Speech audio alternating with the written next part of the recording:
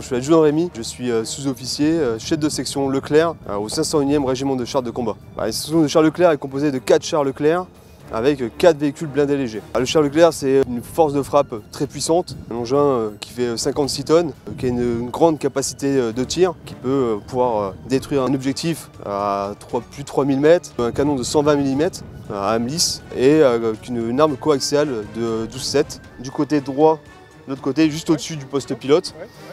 Et après, oui, on retrouve aussi au-dessus du char une mitrailleuse 7,62. Une mitrailleuse d'appui général qui sert uniquement si nous sommes à l'arrêt de pouvoir avoir une réaction rapide et une protection immédiate du char. Sa particularité du char Leclerc, c'est qu'il a été créé pour pouvoir tirer en roulant, au moins jusqu'à 50 km/h sur 2000 mètres.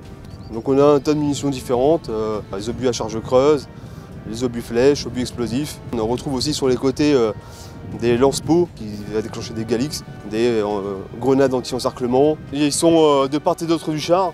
Donc on les retrouve ici sur la partie haute. C'est des fumigènes pour faire un rideau de masquage face au char, ou alors c'est des encerclements avec de lacrymogène. Au niveau du châssis, on va retrouver le pilote, donc juste à cet endroit-ci, du côté avant gauche. Et au niveau de la tourelle, uniquement 2 membres d'équipage. Le chef de char, dans le sens de marche du char, à gauche, et à droite, on retrouvera l'opérateur tourelle Leclerc. La raison très simple, c'est qu'en fait, le char Leclerc ne possède pas de chargeur.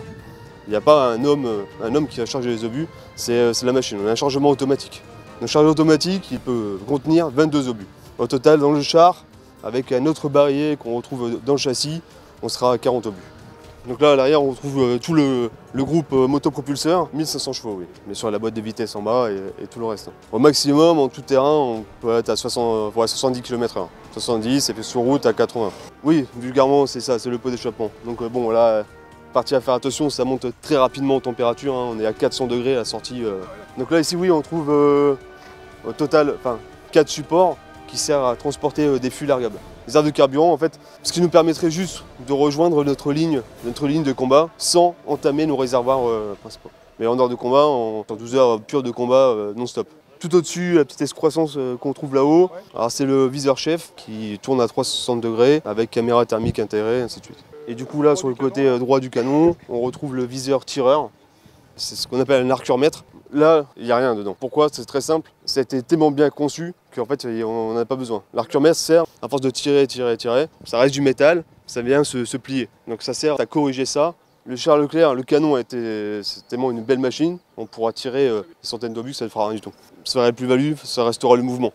Le fait qu'on puisse se déplacer très rapidement et pouvoir tirer en roulant, donc ça sera vraiment notre force. C'est vraiment une très très belle machine. C'est vraiment une fierté tous les jours de pouvoir bosser sur le char Leclerc.